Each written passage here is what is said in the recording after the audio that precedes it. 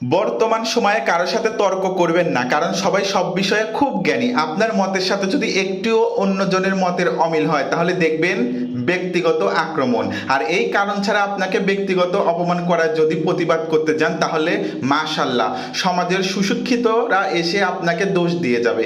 তাই কেউ যদি বলে আকাশে ঘোড়া উড়িচ্ছে তাহলে বলবেন হয় সেই ঘোড়া উড়ে এসে তো আমার টিনের উপরই পড়েছিল। তাহলে আসসালামু আলাইকুম গাইজ, সবাই কিরম আছেন? আলহামদুলিল্লাহ আমি অনেক অনেক ভালো আছি। তো সারাদিন ব্যস্ততার পর ব্যাচেলর রাফি চলে আসলো তার রান্নাঘরে, এসে তাড়াতাড়ি ভাত বসাতে দিকে দেখেন স্বাদের লাউ লিয়েছে আর একটা ডিম।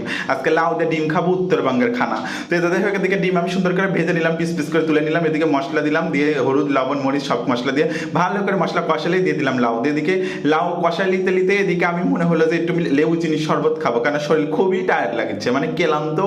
তো এদিকে লেবু চিপে চিপে নিলাম আমি চিনির মধ্যে দিয়ে এদিকে শরবত করে লিতেছি, লিয়ে এইদিকে আমি ছাঁকনিতে ছাঁক নিলাম। আসলাম ব্যাচেলর রাফি একটু টিপটপ। তো যাই হোক মাশাল্লাহ কলিজা একটু শান্তি লাগতেছে খেয়ে। তো যাই হোক খাওয়া শেষ মাশাল্লাহ, আমার দিকে তরকারি একদম রেডি। তো গোসল করে চলে আসলাম সোজা, তাহলে কি করবো, খাওয়া দাওয়া করবো, কারণ প্রচন্ড খিদে লাগছে। ব্যাচেলর রাফি তো সারাদিন ব্যস্ত। তো যাই হোক এদিকে তরকারি টরকারি বেড়ে নিয়ে এদিকে আমার গরম গরম ভাত আর লাউ দিয়ে ডিমের ঝোলের তরকারি একদম রেডি। তো বিসমিল্লাহ বলে মুখে দিলাম, মানে তরকারি ভালো হয়েছে। তো যাই হোক আজকের ভিডিও বলতে সে ভালো থাকবেন, আল্লাহ হাফেজ।